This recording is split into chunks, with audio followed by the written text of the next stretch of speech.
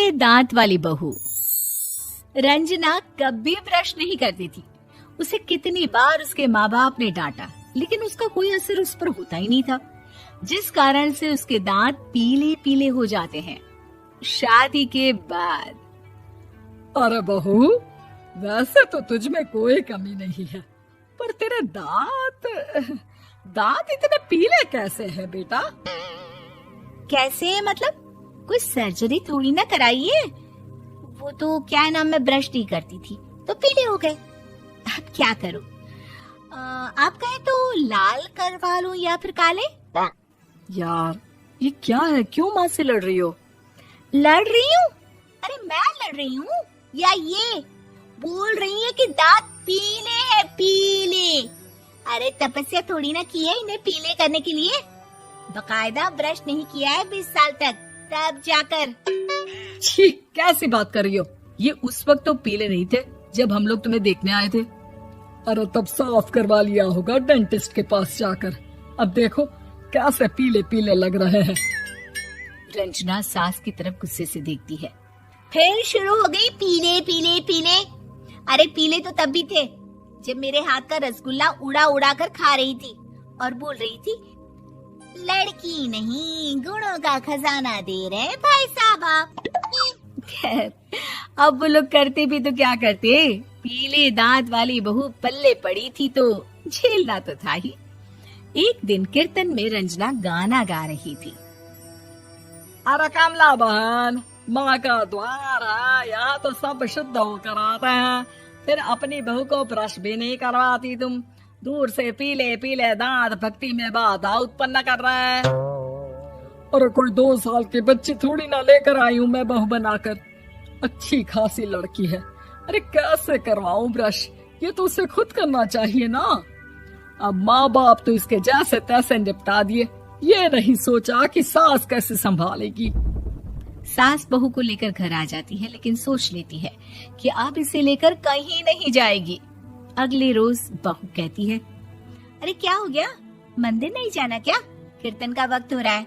मेरी मधुर वाणी से कान्हा जी जागते हैं और सोते हैं। आप तो जानती है ना उनकी भक्ति में कितना मन लगता है मेरा।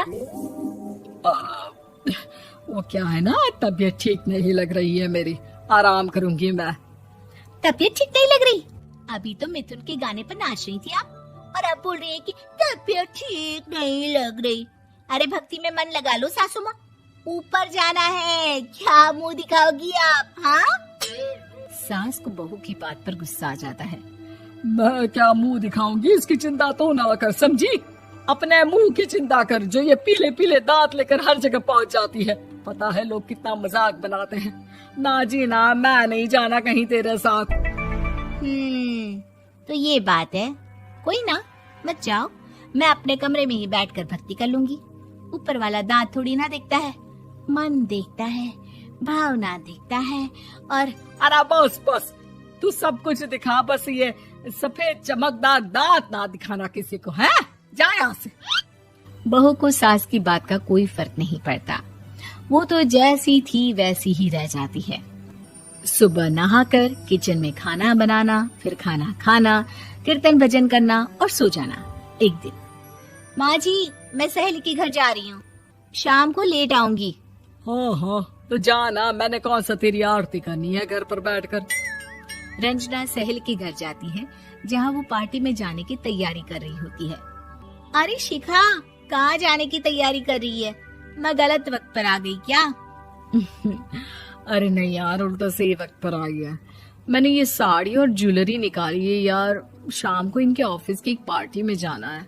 बताना कैसा लग रहा है ये सब? नहीं यार, इस ड्रेस के साथ तो वो वाली ज्वेलरी अच्छी लगेगी।